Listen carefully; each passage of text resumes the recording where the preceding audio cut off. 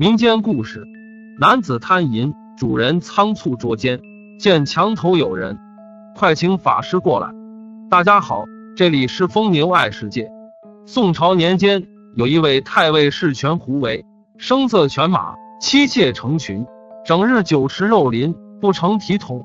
一天，太尉要回老家上坟，携带家小同行，大多数姬妾都跟他同去，只有一部分人身子娇怯，或者叫马不便的留在家里，加上养娘侍女们，算起来也有30-40人。太尉自己贪淫好色，但对别人却猜忌防备。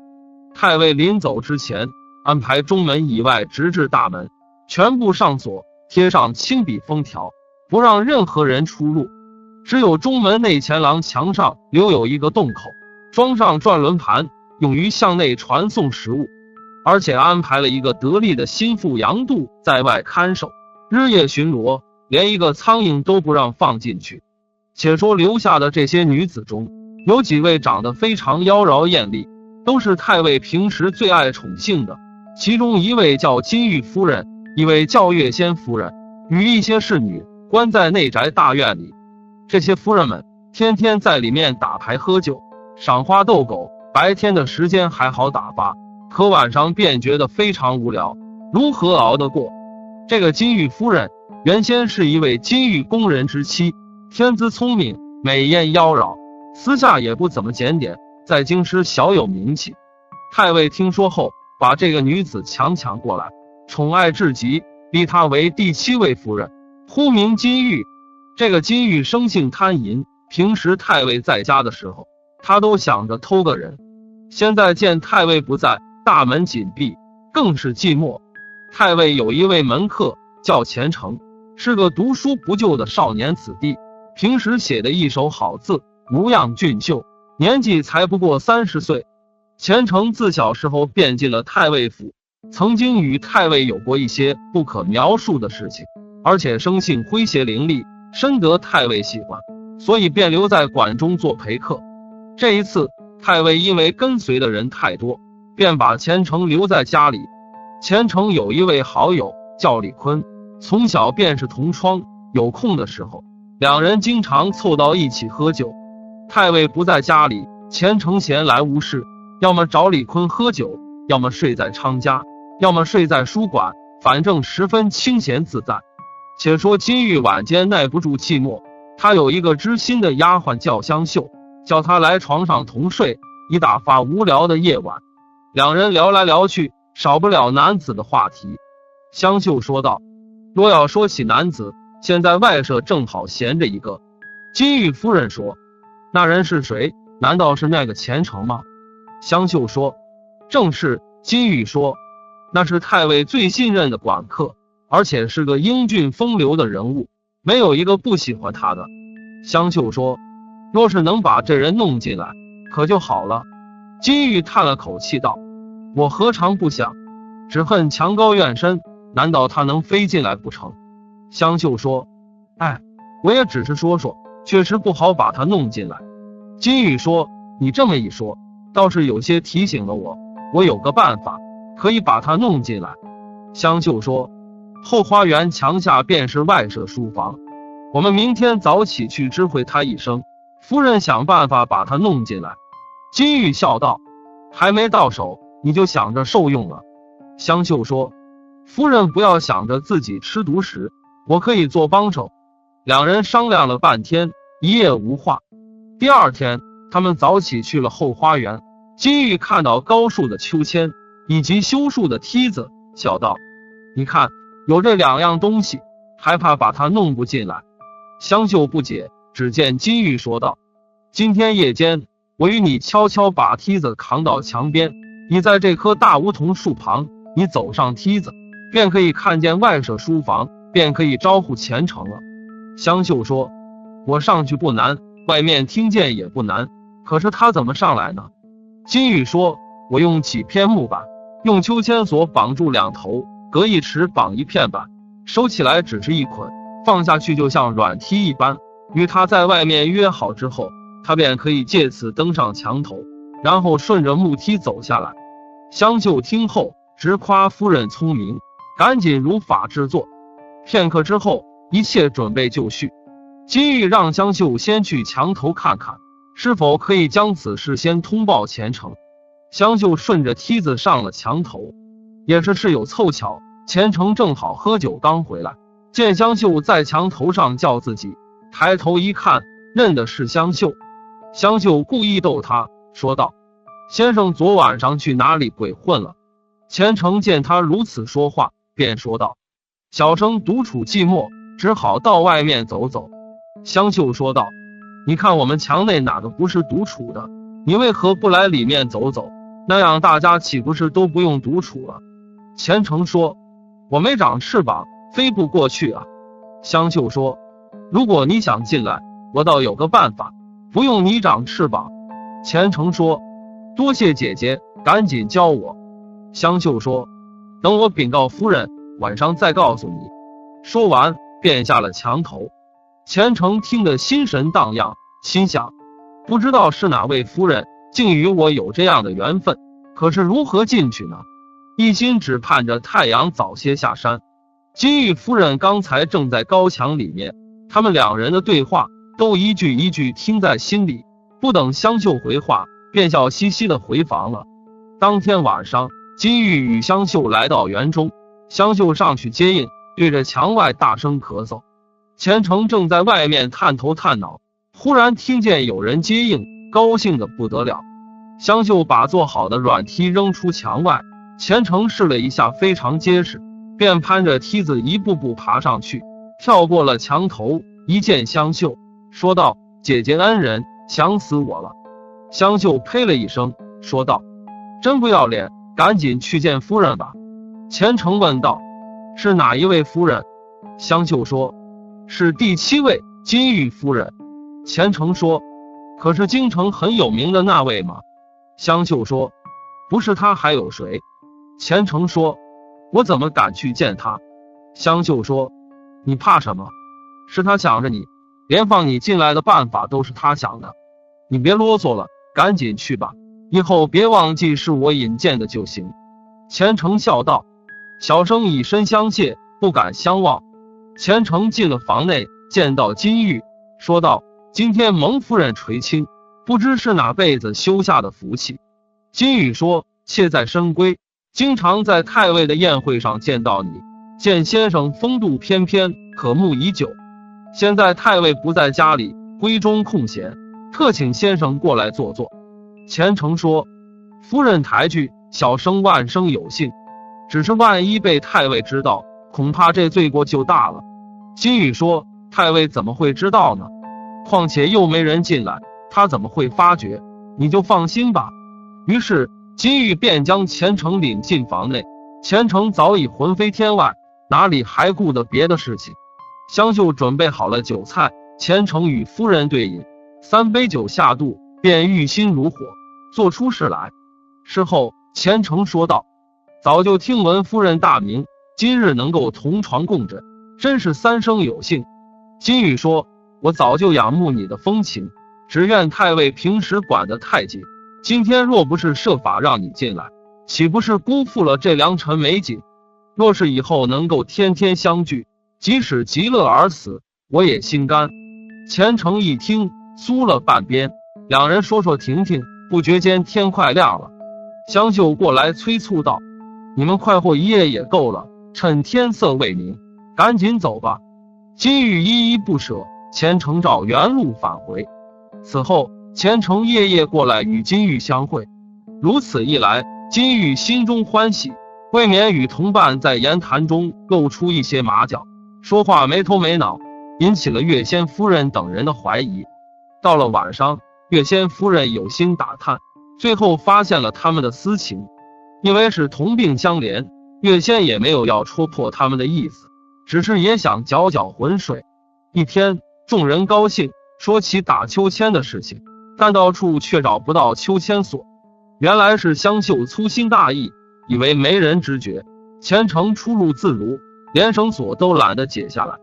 月仙等人发现了垂在墙外的秋千索，知道是有人沿此处进来，故意说道：肯定是有人借此私通外面，我们该告诉杨院公，让他查一查，等太尉回家之后，将此事禀告太尉。金玉听后有些不自然，香秀倒先害怕起来，悄悄对金玉说：看来此事瞒不过了，若是不把他们拉进来，恐怕要坏事，独享更是不可能了。金玉心一横，便把此事前后说给了岳仙夫人，两人竟然一拍即合。此后在金玉的牵线搭桥下，钱程与岳仙夫人也鬼混到一起，他们怕事情泄露，把丫鬟侍女一并都拉了进来。钱程本来打算每天回去，金玉说，既然大家都是一条绳上的蚂蚱，在这深宅大院里，你知我知，大家都有份，你就是整天待在这里，又有什么可防备的？众人听后皆说这样最好。从此钱程日夜都待在里面，但是时间一长，身体疲惫，即使想休养一下也没有机会。钱程求夫人们把自己放出去休息2天，但是夫人们正在兴头上，没人肯答应，只是准备一些大补之物来给钱程调养生息。夫人们也怕院工杨度告密，便私下出重金收买了他，他们便无拘无束在里面鬼混。钱程在里面住了大约有1个月，忽然一天，外边传报进来，太尉回来了。众人都在醉生梦死之中，根本没有准备。没想到太尉来得太快，说到就到，府门院门豁然大开，众人慌了手脚，连忙派人想把钱程送到后花园，想让他翻墙逃走。钱程刚翻上墙头，下面的人便撤了梯子，说道：快下去，快下去。可是钱程因为久不翻墙，秋千索也没有提前准备好，结果下也下不去，而另一边的梯子又撤了，回也回不去，正是一个骑墙难下之事。钱程想到，这要是被别人发现，那就完蛋了。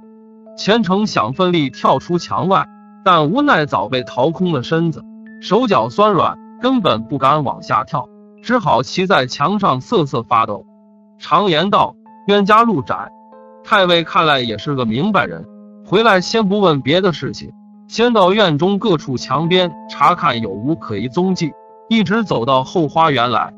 太尉是何等人，一进后花园，便发现墙头上骑着一个人。此时钱程从高处望下，认出了是太尉本人，吓得无计可施，只好趴在墙上，不敢抬头。这正是顾头不顾尾，虽说看不见脸，但人是跑不了了。太尉是个聪明人，见后院墙头上有人，拿脚趾头都能想到肯定是偷情的，但此事事关太尉府的声誉，他怕传出去坏了自己的名声，便假装大声说道：这么高的院墙，平常人怎么可能爬到上面？那上面有个人，肯定是被邪祟附体，赶快找梯子扶他下来，问问到底是怎么回事。左右听令后，赶紧去找梯子，一步步的将钱程扶下墙来。钱程脑子转得比较快，听到太尉刚才说的话，心生一计，将错就错，只好装作不省人事一样，任凭众人连拉带拽，把自己拖到太尉面前。太尉上前一看，见是钱程，便说道：这不是钱程吗？为何这等模样？肯定是被鬼迷了心窍。钱程紧闭双眼，故意不说话。太尉让人去请个法师过来看看。太尉发话，谁敢不从？没过一会儿，法师就被请了过来。太尉让他给钱程看一看。法师装神弄鬼，折腾了半天，说道：确实是中邪了。然后手中持剑，口中念着咒语，往钱程脸上喷了一口净水，说道：好了好了。钱程也很配合，果然睁开双眼，故作懵懂状，问道：我怎么会在这里？太尉问道：你刚才怎么进来的？钱程刚才早就想好应对之法，撒谎道：昨天夜里我在书房看书，只觉得精神恍惚，见到5个锦衣花帽的将军来找我，让我跟他们到天宫去抄写什么东西。小生心里生疑，死活不肯去，可他们不依，连扯带拽，拉住我腾空而起。慌乱中我幸好抓住一根树枝，嘴中喊道：我是太尉的宾客，你们不得无礼。没想到那些小鬼见我说出太尉2字，便放开手，扔下了我。小人一时昏迷不醒，不知道为何会出现在太尉面前。太尉什么时候回来的？这又是在哪里？旁边有人说道：刚才你被鬼迷了，他在墙头上一动不动，是太尉吩咐我们把你救下来的。这里便是内宅的后花园。太尉点头，问法师：刚才虔诚说的是何方神怪？法师说：照他所说，应该是五通神道。现在我将一张符咒贴在房中，然后再烧些纸马，肯定会平安无事。太尉把此事交给法师去办，然后让人将虔诚送回馆中休息。虔诚心想：好险啊，天下第一显示，没想到竟被自己蒙混过关，真是侥幸。虔诚因为纵欲过度，本来身体就很虚弱，正好借着被鬼迷之事，在馆中调养了半个月。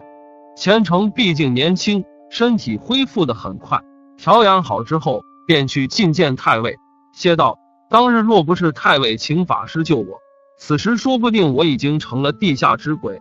太尉装作无事，说道：幸好平安无事，老夫与你也有一段时间没见了，现在你既然已经痊愈，正好安排酒席，陪我畅饮一番。席间他们喝酒作乐，竟然像什么都没有发生一样。虔诚在席间随机应变，曲意逢迎，期间还故意提起遇鬼之事，想探一探太尉到底如何看待此事，因为他也不敢确信太尉会真相信此事。太尉听后说道：你因为独居被鬼魅所惑，这都是因为我考虑不周，现在见你没事，我便放心了。虔诚听后心中暗喜道：看来之前做的事情滴水不漏，只是什么时候才能与那些美人相会。此后虔诚夜深人静的时候，还会想起之前的不堪往事，但是此事太尉能够不追究，便已经是烧了高香，哪里还敢再有奢望。可虔诚哪里能够想到，像太尉这种精于世故、刀尖舔血之人，怎么会轻易忘怀此事？自从在墙头上看见虔诚，太尉就已经心知肚明。此后太尉到金玉房里睡觉，无意间又发现了那个当作软梯的绳索，也怪金玉等人大意，竟然没有把它藏起来。太尉见了此物，知道是他们用来偷人翻墙的东西，便私下让人拷打香秀。香秀吃不了苦，便把虔诚淫乱后院之事全盘托出。太尉又让人秘密查访，把此事从头到尾查了个清楚。太尉表面上装作像没事人一样，而且平时对虔诚更加客气。其实如果虔诚是个有心人，应该能从太尉先后的变化中体会到一些东西，但这种被色心所迷的人，哪里还有什么鉴别力？一天，太尉又召虔诚过来喝酒，将他引入内书房。喝到高兴的时候，太尉叫2个歌姬过来唱曲，轮番劝酒。虔诚见了歌姬，不觉想起先前交往过的那2位夫人，心中思念，一个劲儿的喝酒，醉得如烂泥一样。太尉见状，一招手，2个歌姬便随自己走出内书房，只留虔诚一个人靠在椅子上打盹。忽然有4、5个壮士走到虔诚面前，不由分说便将他捆了起来。虔诚此时已经大醉，根本不知道他们要干什么，只是胡言乱语，神志不清。几个大汉将虔诚抬到床上，其中一人拔出一把快刀，往虔诚的身上划去。你以为太尉是想要虔诚的性命吗？肯定不是。以太尉的实力，若想杀死一个虔诚，就像捏死蚂蚁一样简单，难道还需要把虔诚引到内室来动手吗？其实太尉处置虔诚的手法更为阴狠。只见那个持刀的大汉将虔诚的裤子扯开，手起刀落，便给虔诚净了身。虔诚在梦中疼得哎呀一声，便疼晕过去。